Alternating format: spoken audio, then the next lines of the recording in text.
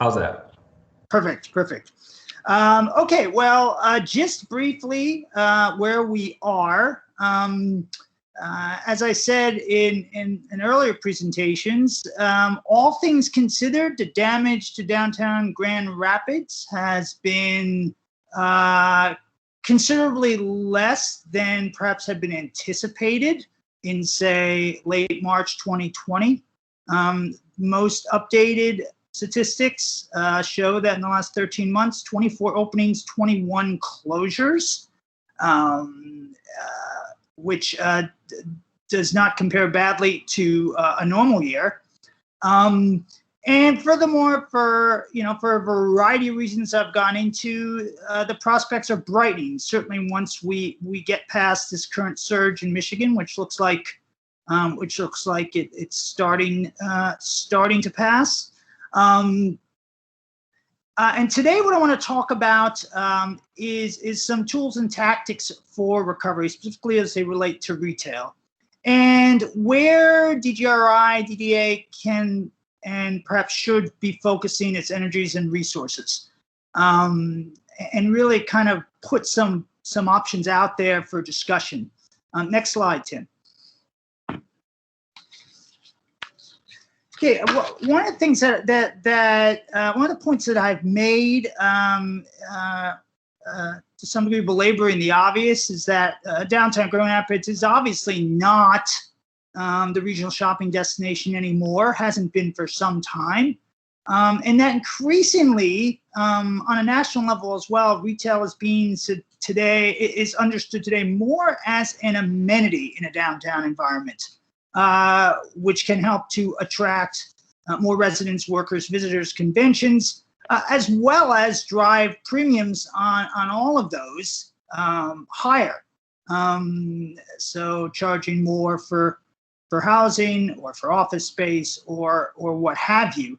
So this notion of retail today as an amenity, is starting to move front and center in downtowns more generally, and it certainly was an ongoing theme in my meetings with stakeholders there.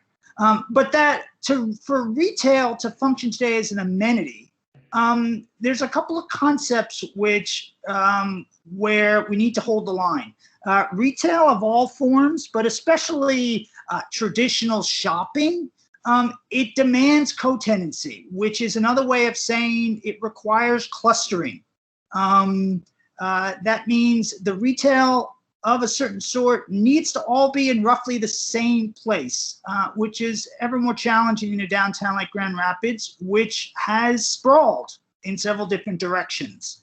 Not to mention that there's formidable competition in the near neighborhoods. So that makes the need to cluster even more critical here. And given the challenges, including the formidable competition in the near neighborhoods, there is the question that remains is, especially as it relates to soft goods, when we're talking clothing, shoes, accessories, traditional shopping, does it make sense simply to concede this ground? Or rather to recommit to it. And as I've stated in previous presentations, downtown Grand Rapids, given the nature of its stakeholders, the level of commitment of its stakeholders to the downtown, is one of the few places where recommitting to it actually seems like it could conceivably work, or at least has a better chance than it does most anywhere else. But there is that question. Do we concede that, look, if someone's going to come here for a convention, or if they live in Grand Rapids, they're headed elsewhere to shop. They're headed to Uptown.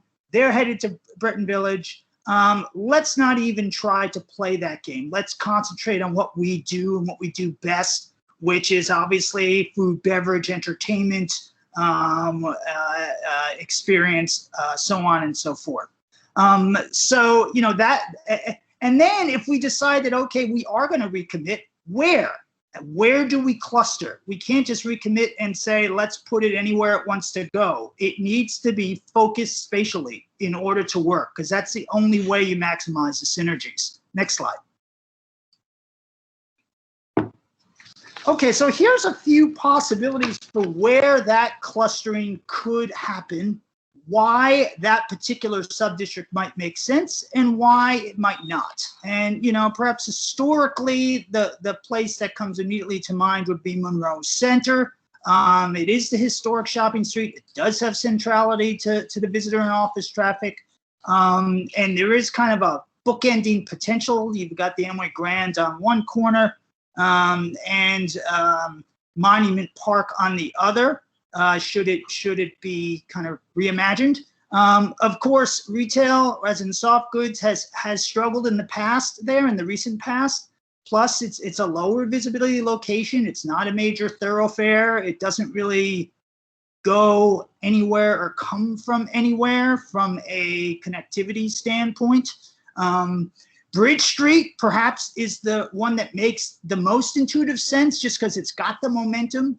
It's got destination appeal among city residents. It's got a supermarket anchor, and potential synergies with the Whitewater project. Of course, soft goods has not done especially well there in the recent past either. It's also slightly off-center for downtown. There's limited retail inventory right now, and the rents there are driven by food and beverage, which can be very hard to sustain for a shop.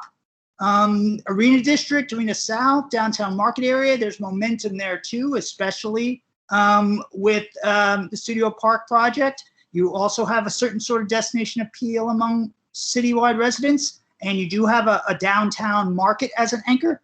But here the focus thus far is almost exclusively been on entertainment and food and beverage. You've got some connectivity challenges also related to Hartside Park as you go to and from downtown market. Division Avenue has played a incubator function in the past.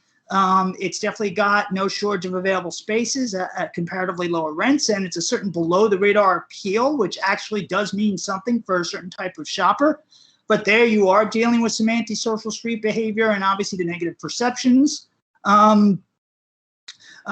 You know, and then finally, the notion that we just kind of concede, well, there's some arguments for that too. As I say, there's not much co-tenancy to work from at the moment, and there's all that competition. But on the other hand, you know, to say in downtown we're basically going to pass on trying to create soft good shopping, that's, you know, that's a bit of a downer aspirationally. And the nearby competition, say if it's uptown, and certainly if it's, you know, further afield from that, it's somewhat removed from the conventioners and the visitors, should they want to partake. And there's connectivity challenges getting from downtown to those other locations. So there's yeses and nos on all fronts. Next slide, Tim.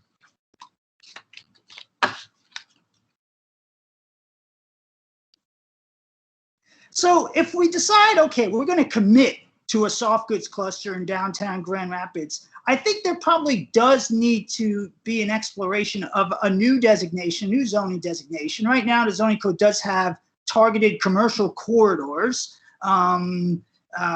which is really more about pedestrian activation. Here, we're not just talking pedestrian activation. We're talking an even more limited subset of ground floor uses for a targeted cluster location.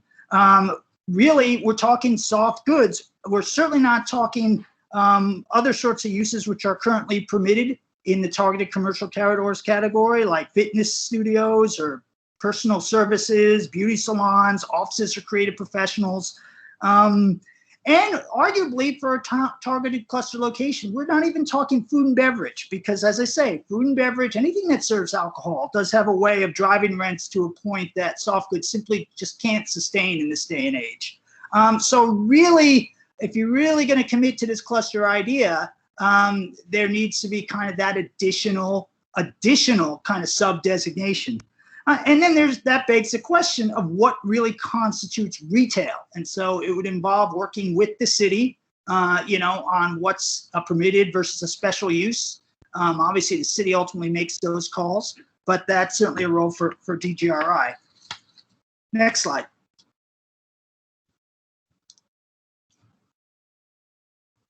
Committing to a cluster is not just about spatially clustering, but also clustering in terms of niche. That is to say, not all soft goods are created equal, right? You put an Anthropologie next to a Talbot's, a very different shopper. They're both soft goods, but you're not maximizing the synergies because it's a different sort of consumer that's going to one versus the other. If you think of a Breton Village, for instance, shopping centers in general, they are very good at this, at understanding, where they're positioning themselves and tenanting their spaces accordingly.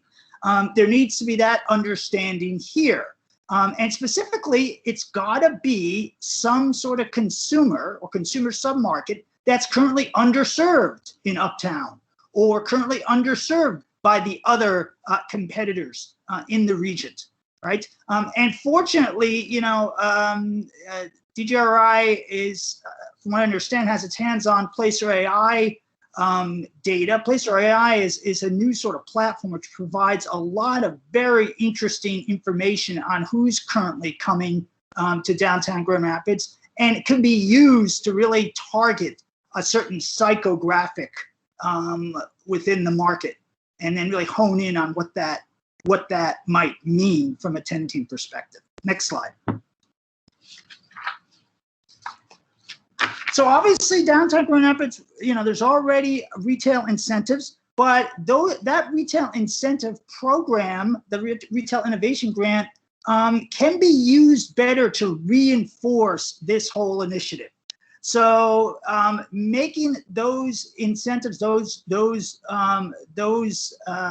awards, only for shops, not services or food and beverage, and only for shops that are niche specific, only for catalytic concepts and formats and operators that can really kind of jumpstart a new sort of leasing dynamic, and only in but-for circumstances where that retailer would not have come otherwise. That's not really how the program's been managed thus far, so it would involve a different approach, but it would certainly be part of this whole effort of kind of creating and reinforcing a cluster. It also means pushing back on continued retail sprawl, at least with soft goods. If you look at, say, the 201 Market site, obviously that is being discussed as including some form of retail, even if not at a very large scale. But to introduce soft goods there, say when you're trying to create and reinforce a cluster in Monroe Center or on Bridge Street, again, it's just really going to exacerbate the challenge that we have right now in this very large and sprawling downtown. Next slide. Now, depending on which location is chosen, there are other critical investments that would need to happen. For instance, if it were Monroe Center, Monument Park would probably need to be a focus, an even greater focus of placemaking going forward to serve as kind of that other bookend anchor to kind of generate that pedestrian flow, at least, between Monroe Avenue and the other end.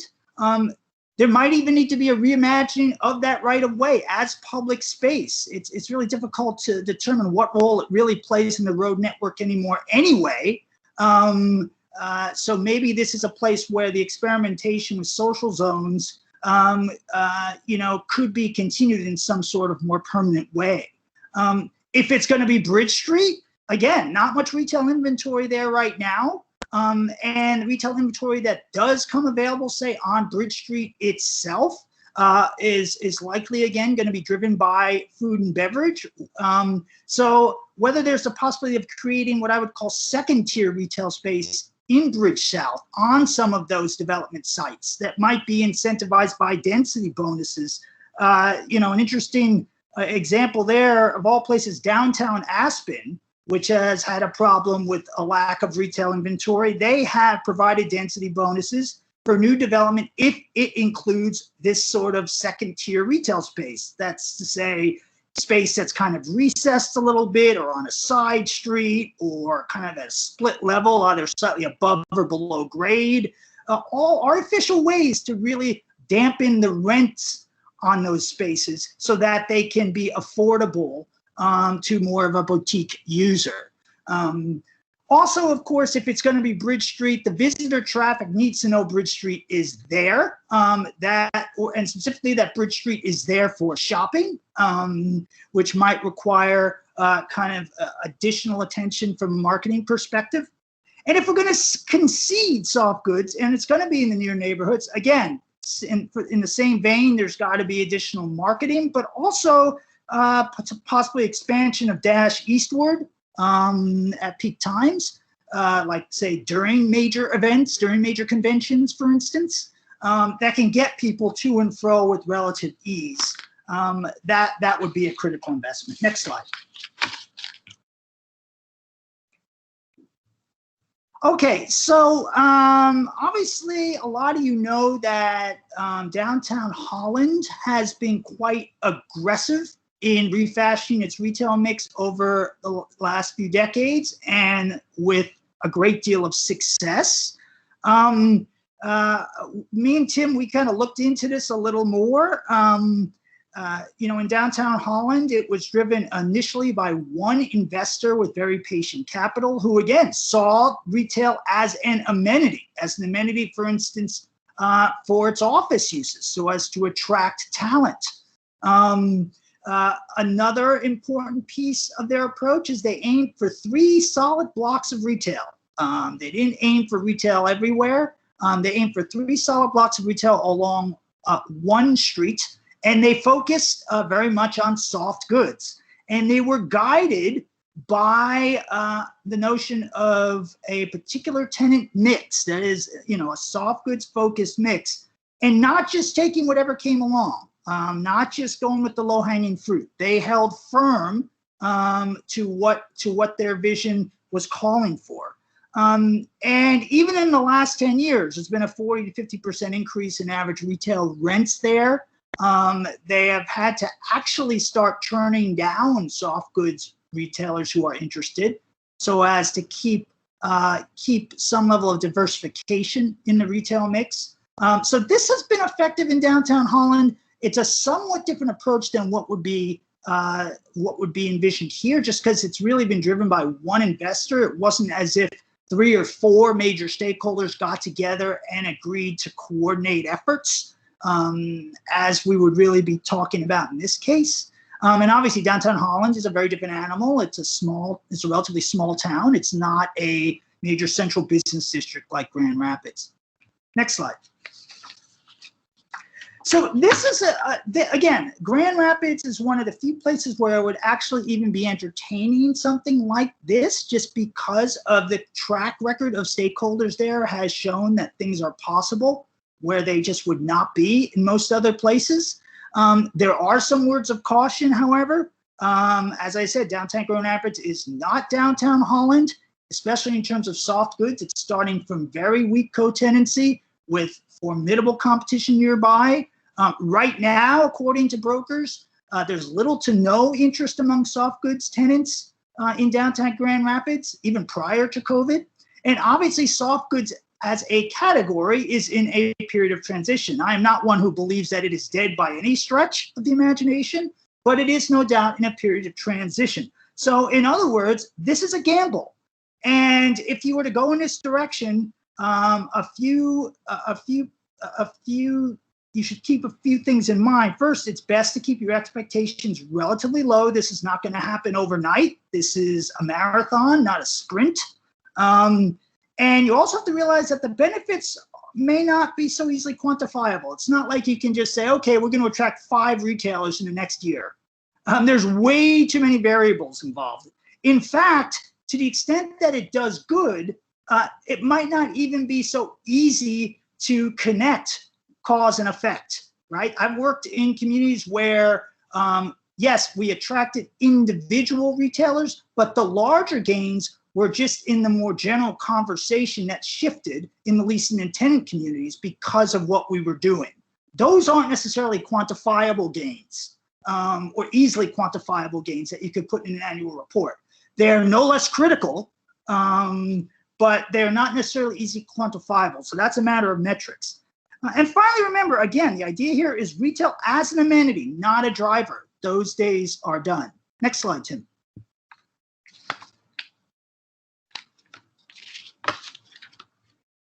So let me get into a little bit more about what this means, playing this kind of recruitment function. And there are aspects of it where DGRI and DDA could actually make quite a difference, even if it doesn't go all the way. For one thing, you know, when you think about landlords and brokers, they're typically focused on filling their individual spaces. That's how they're incentivized.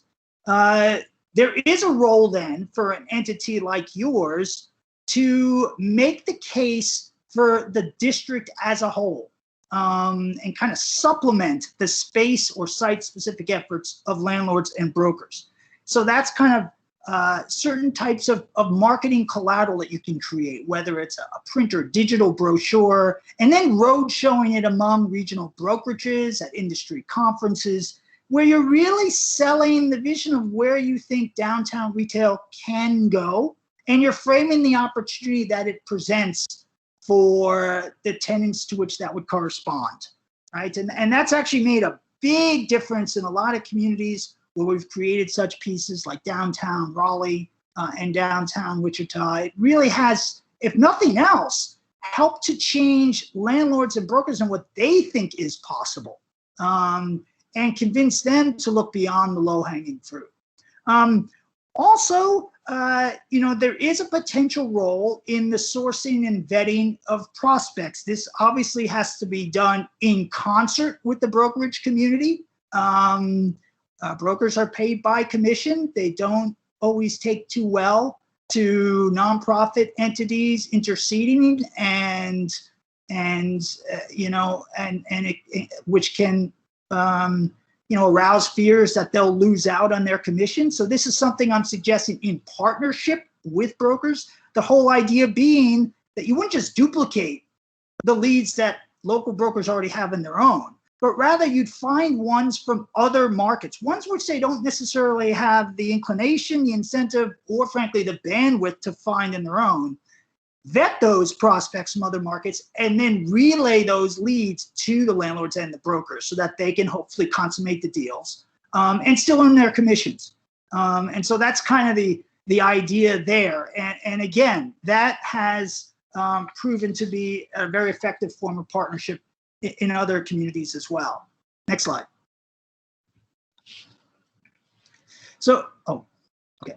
So again, you know, what I'm thinking here is, you know, prospecting for the smaller kind of chainlets that operate below the radar. If you think of Tupelo Honey, for instance, that, you know, that's a below the radar chainlet, very well, you know, well known in the Southeast, but certainly not well known in the Midwest. Grand Rapids is its first location in the Midwest, right? And in that case, Tupelo Honey, from what I understand, approached the landlord.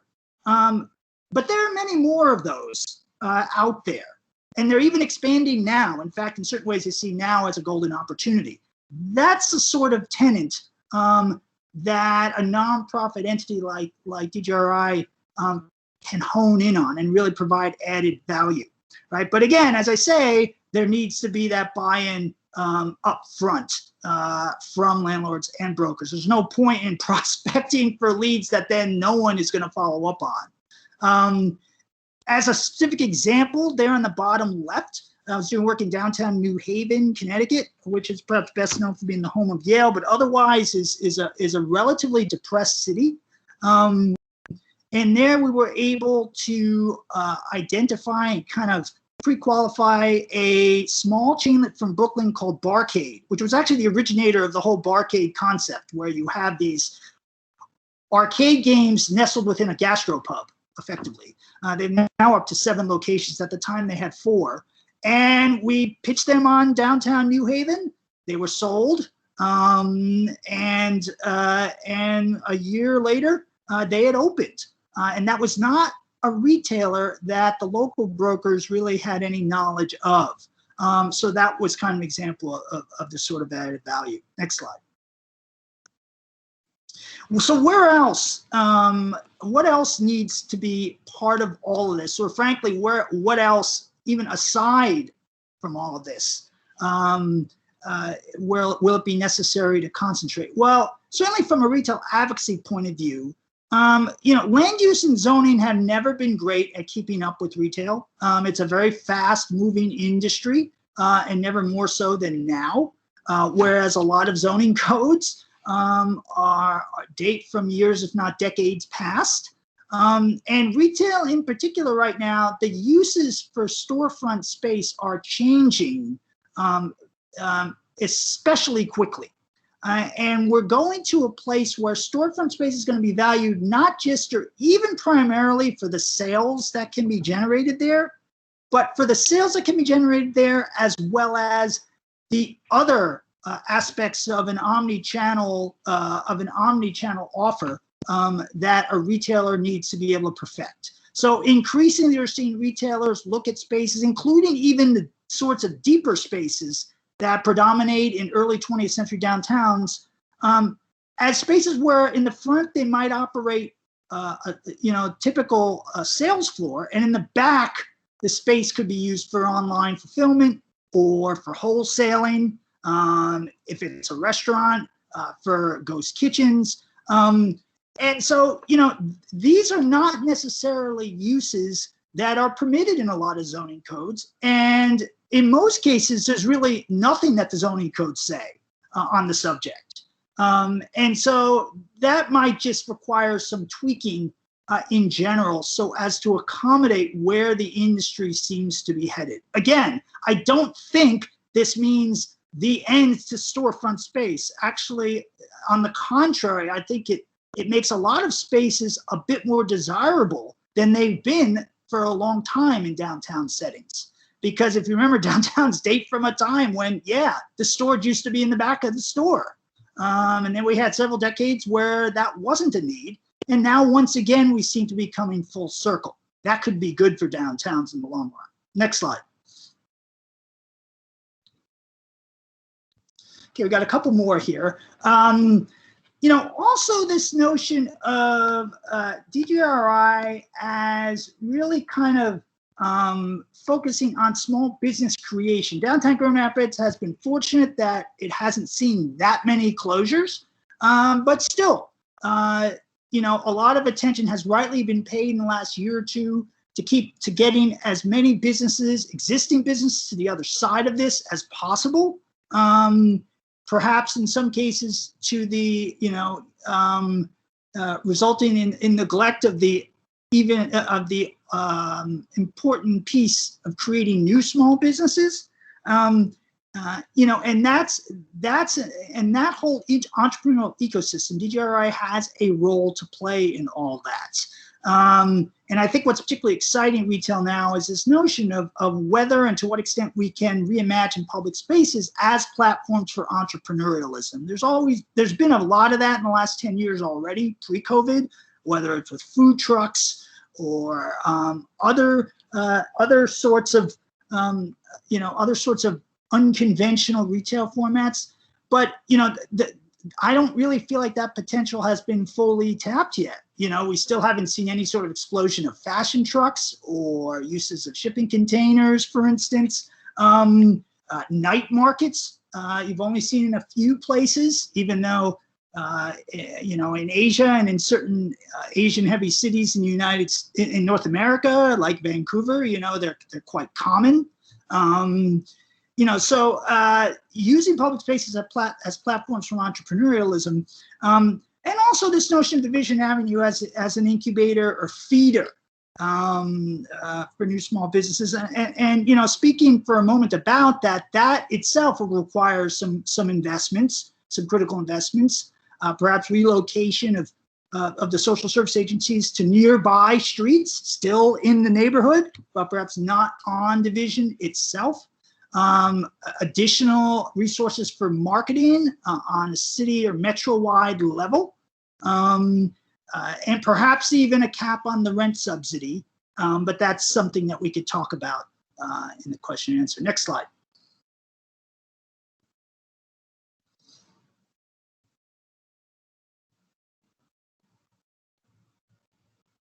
Are you able to? Okay, there we go. Okay.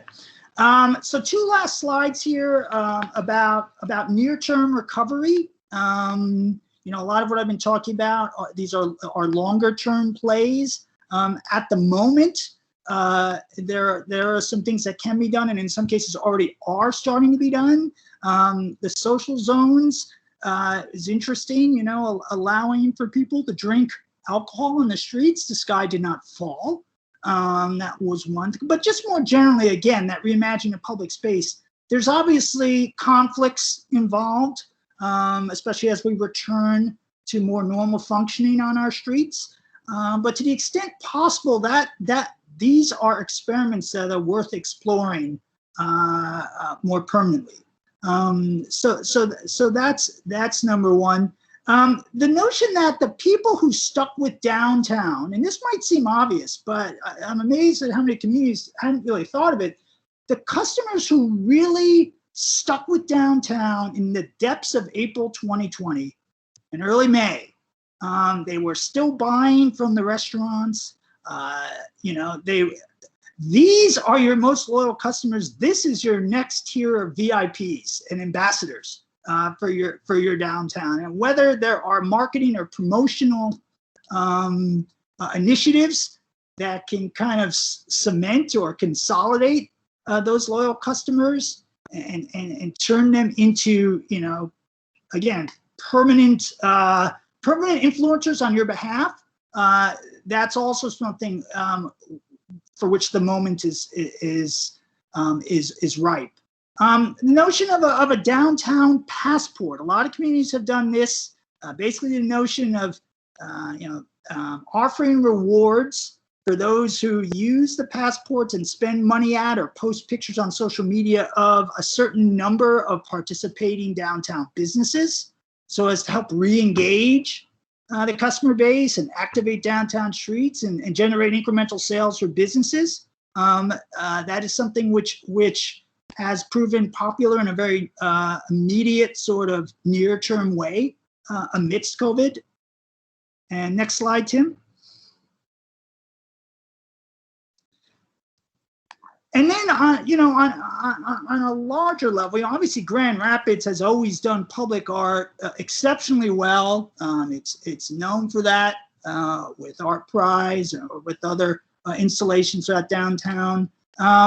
So, it seems like this is almost a no-brainer. The notion of new buzz-generating public art installations. My frame of reference for this has always been when I was living full-time in New York City in 2005, and Christo erected what were known as the gates in Central Park. That's a picture on the lower right, for 2 weeks in the dead of winter.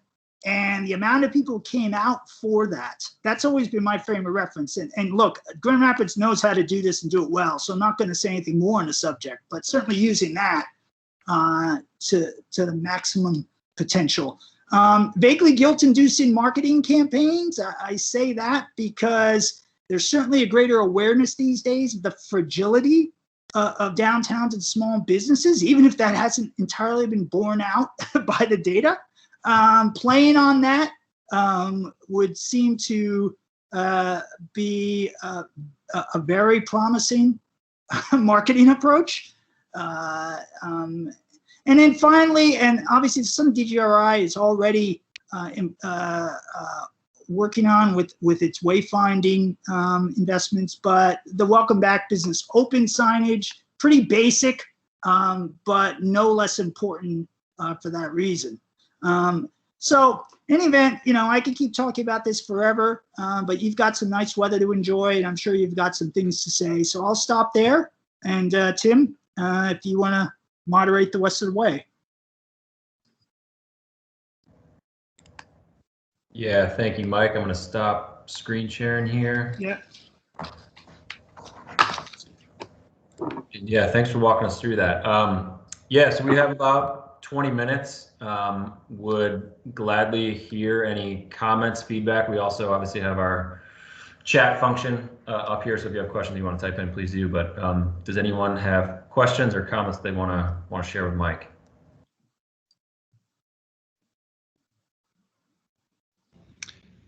Tim, I'll chime in a minute. Is there any indication of correlated and proximate uses that really exacerbate sort of this value of retail? You know, I'm kind of, when you showed that barcade, I'm thinking, you know, that's kind of a destination location in and of itself, but are these types of places more successful if they're in proximity to another specific kind of designated, whether it's, you know, some sort of, whether it's restaurant, whether, you know, the array of uses, you know what I'm looking for here? Kind of yeah, is there any geographic spatial correlation of where these things go together? So if we saw retail outside of just itself, what needs to be next to that? Yeah. In terms of other uses or in terms of other retail? Both, maybe. Both. Yeah. I mean, I think, you know, it's a multifaceted question. I think the first thing I would say is that the clustering itself is even more critical with soft goods than with food and beverage. Food and beverage obviously benefits from it. We all know, you have the understanding of a restaurant row or a bar crawl, but soft goods in particular, the reasons that malls have existed and have been successful until recently, although, you know, shopping centers in general remain successful, is the clustering of shopping in particular is critical. But in terms of what uses need to be nearby, first, with retail, you know, what's one change that's happened in the industry is, blurring of what anchor is appropriate for what kinds of larger retail mix. So it used to be, we thought, okay, clothing, that has to be anchored by a department store, right? And errands and conveniences, that has to be anchored by a grocery store. Well, food has developed so much sex appeal over the last 2 decades that now supermarkets can anchor clothing, or at least tenants think so. So you see a lot more soft goods retailers, you know, who are willing to locate with a grocery store as the anchor. And that's why Bridge Street is so compelling, is because it's got that Bridge Street market, which is clearly successful. You know, and that effect is only going to become greater now because grocery stores had such a great year. The notion of essential retail as like what you want to be near. So now, in terms of other uses, you know, there's always a perennial question of what's more important, the residents or the office workers or the visitors. And my answer to that has always been, in a downtown, pretty much all of them. It's like, what's more important? The answer is kind of yes, all of them. Residents are probably your most reliable and will support the widest range of retail categories. But that said, you know, as much new residential has come on the market in downtown Grand Rapids, it's still relatively modest compared to what you need to support the retail footprint of a central business district. So it really has to be all of it. You know, in another sense, you could say conventioneers are great because they're captive and they're impulse driven. And, you know, so conventioneers and visitors. So, you know, it kind of depends. But overall, I'd say all of it. Oh, thank you. Yep.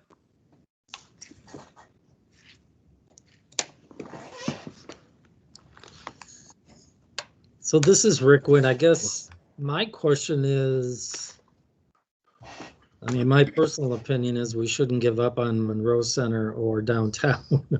Right. And I guess my question is, you know, I like to try to parlay this into some action. And my real question is, our next steps would be what? I mean, I can imagine, you know, some obvious ones, but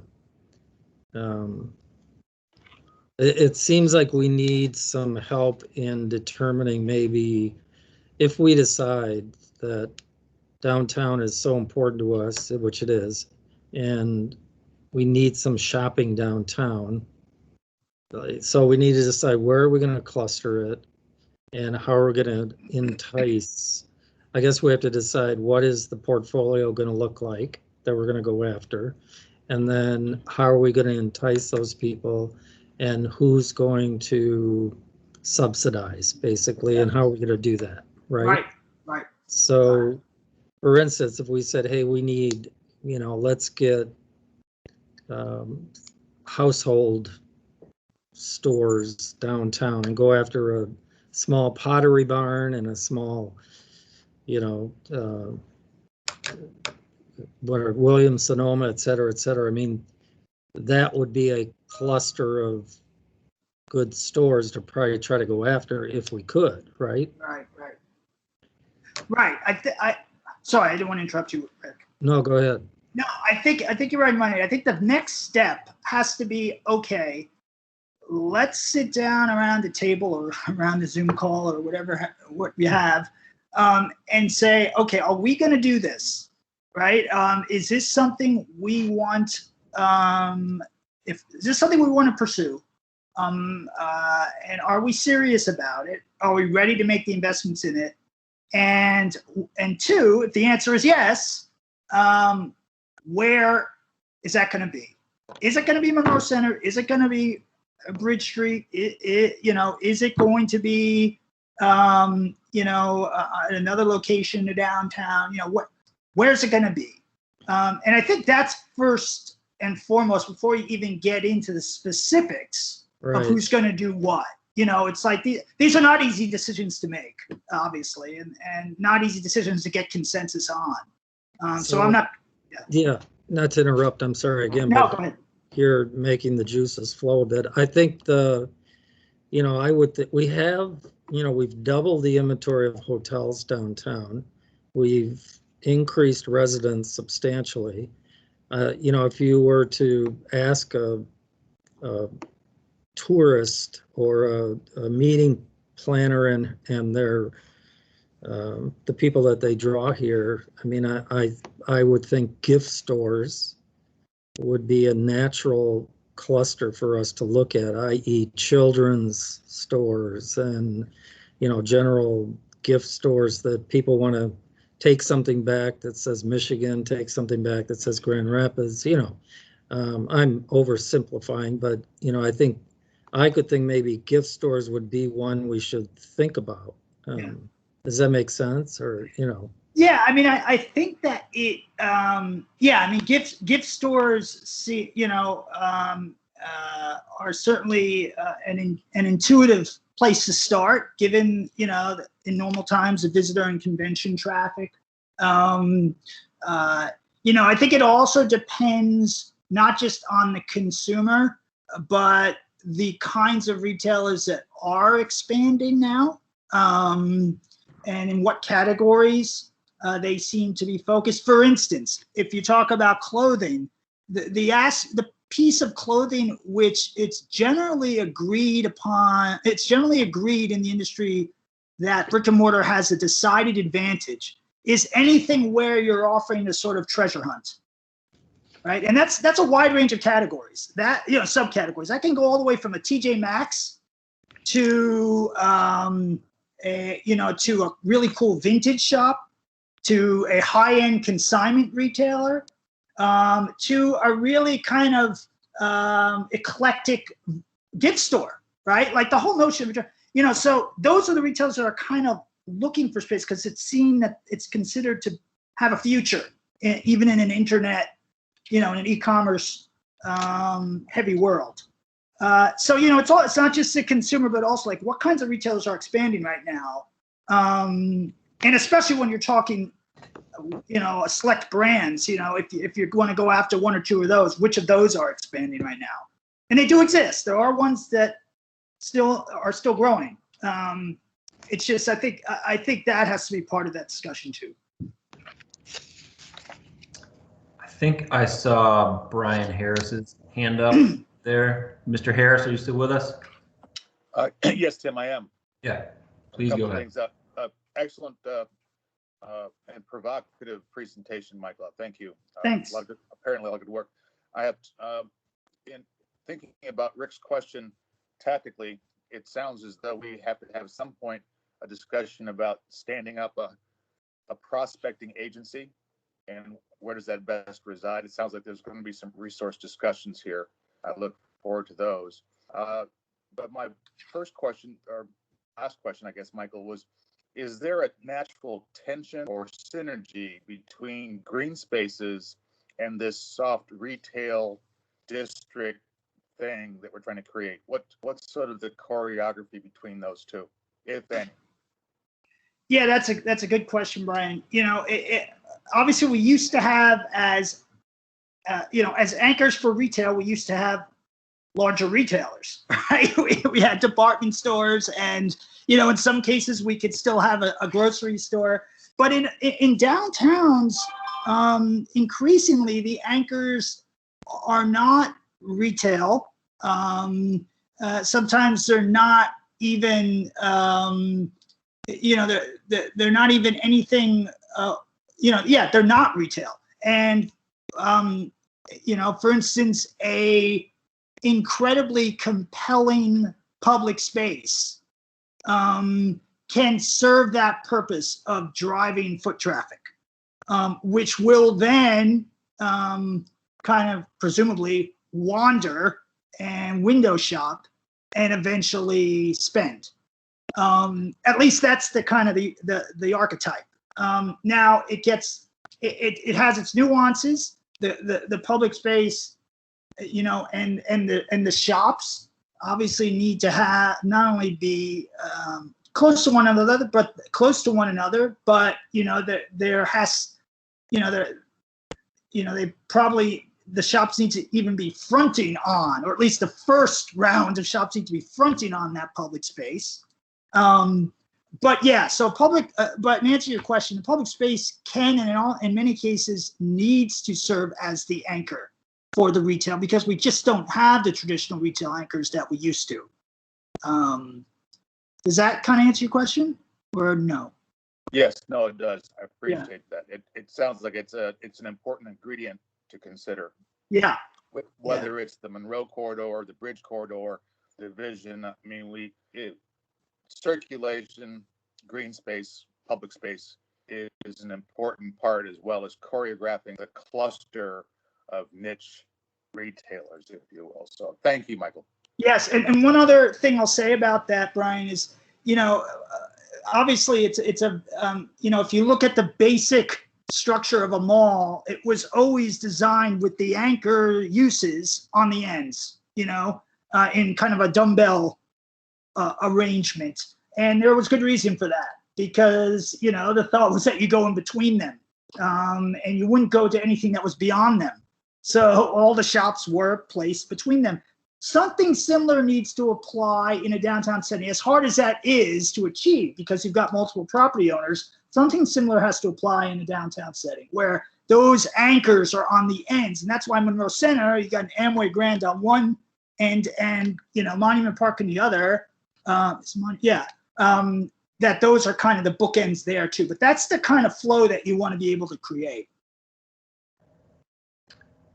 Looks like Manager Washington has his hand up. Yeah. Thank you, Michael. Great presentation. Thanks. I also was going to, in addition to Monroe Center, just for the benefit of our future planning, keep in mind that we have an excellent opportunity to design a mixed-use retail corridor experience with the Market Avenue planning that is being considered. And do it in a way where, as we create the public spaces, to Brian's point, not only the green spaces, but actually the venues, if there's a public venue, be very intentional to make sure that when the venue is not in use, that there's a retail component that's still activated, particularly if there's large sidewalks and walkways.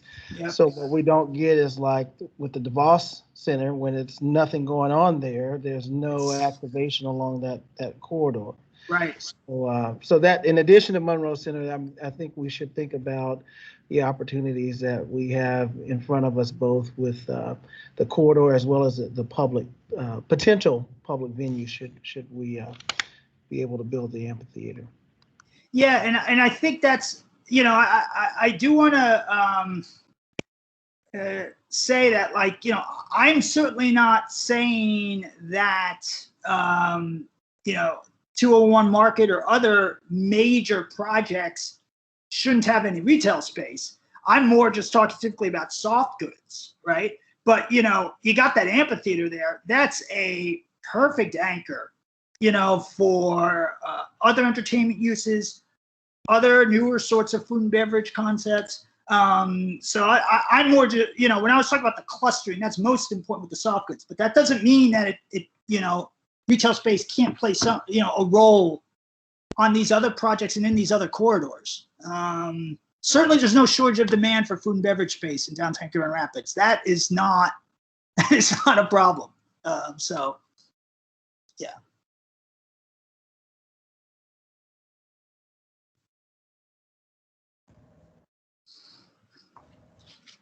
I don't see any other hands raised.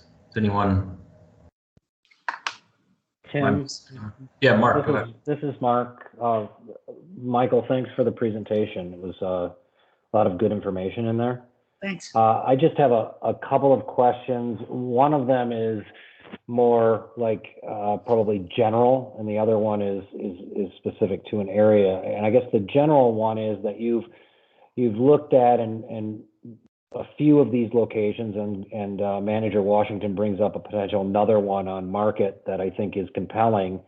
Do these things, it feels like, is there a choice that at some point needs to be made where we are very purposeful about choosing one of these and hoping that it works? Or do we think about it in terms of, like, can there be multiple clusters of these things as maybe it evolves over time? So that's the first question. The second question is specific to Monroe Center. And I think that if you observe what's happening out there, the first two blocks of that from like Pearl to Ionia, there's more activity than the last block from Ionia to Division. Yeah. And, it's almost like the energy gets zapped Yep. in that block. And I think after observing that and then just having a lot of conversations with the business owners, particularly in that block, they see the same thing. So when we have an event, the event activity really spills until it gets to Ionia, and then it sort of peters out and they don't see as much activity as the other businesses closer in. And I wonder, when we think about anchors, in terms of anchors, is the Monument Park a big enough, viable enough anchor, or is there an opportunity to even think about, okay, the police station sits there in the spot that I would say physically sort of wants to be the anchor? And, I always think, what if there was an Apple store dropped there? Like it would change the entire dynamic. Yeah. Or it doesn't even need to be an Apple store, but it needs to be something that generates or compels people to go that next block. And what's that police station? What's that once a department store? Yeah. Yeah, I seem to remember reading that. Well, Mark is planning on moving city stuff anyway, so Mark, you might as well throw Right. the police station. Yeah, can we move Not them this into far. the Amway Grand there, Rick? Mixed use. Right. Yeah, Mark, I think you raised a number of good points. I do, in answer to your first question, I do think with soft goods, given what we're up against, it does need to be pretty intentional at this point. I think it does. I think we need to orient around one of these sub-districts for soft goods, and then commit to it. I think that. Now, that said, I don't think it's a choice we could just make out of thin air. I think that it needs to be on some level market driven, and so and that's partly why I at first was thinking so much about Bridge Street, although there's challenges there as well. So I don't think you just pick it out of thin air, but I do think you have to be intentional about saying, okay, this is where we're going to focus it with soft goods. Now, with other sorts of retail uses, maybe not as much. Certainly, you know, we all know food and beverage, you know, if you want to go to a certain restaurant or if you love a certain brewer, I mean, we've seen this with Founders, right? You'll find it, you know, but I think with soft goods in particular, given the challenges we're up against in a downtown setting, I think you need to be pretty intentional about it. In terms of Monroe Center, yeah, I mean, certainly that's why I think the Monument Park reimagining is so critical to kind of get it over the hump of that southern side of the last block with the police station. And, you know, he raised a good point. Monument Park is not an especially large space, but there has to be something there which kind of draws foot traffic in that direction, something more than exists there right now. Something pretty, you know,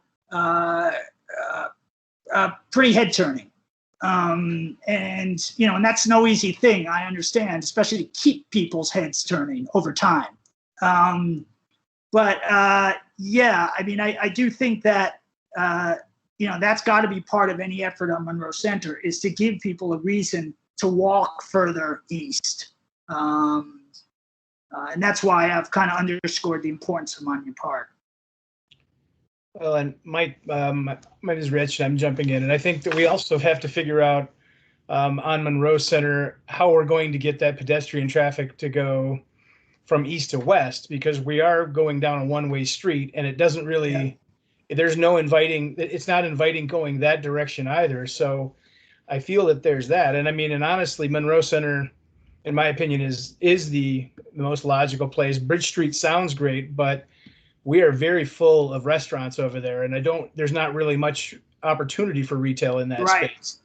That's a problem. But you know, we have just changed our the way that our business, the look of the business association downtown, and combining with the hotel district. I think there's some, you know, some natural synergy there. But I mean, assuming that's it, it sounds like all of your suggestions are like there's a lot of all in that has to happen. There has to be some marketing. There has to be some concessions from the retailers.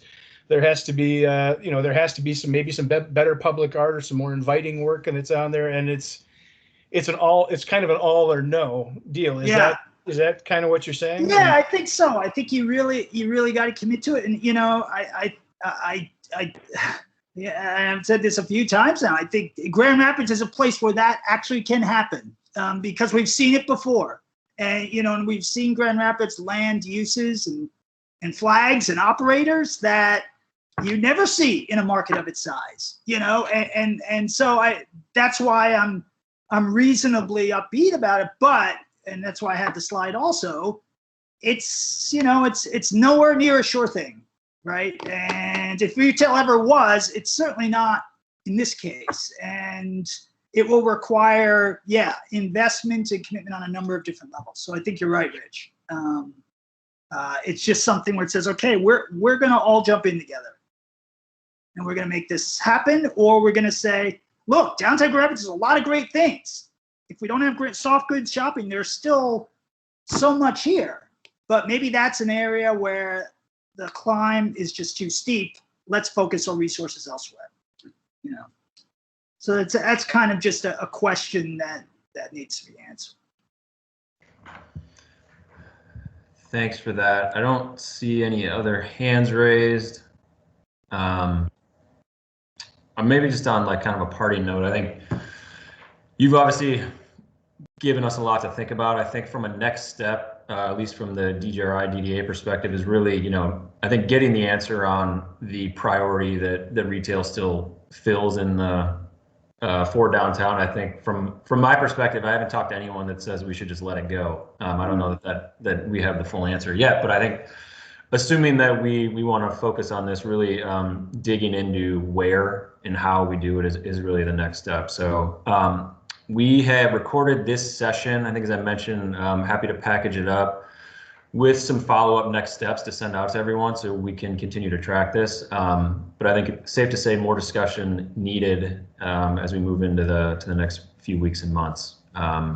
But I think with that, I just want to thank you all for your time and thoughts, and Mike in particular, just all the work you've put in and your insights have been much appreciated. So I think with that, just hope you all have a great rest of your Friday and a fantastic Mother's Day weekend.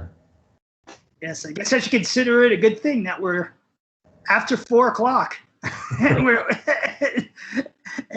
we're still here. I guess that means it generated interest. So. Exactly. All right. Well, thank you again, everyone. Thanks. All right. Thank you. Have a great weekend, everyone. All right, take care. Bye.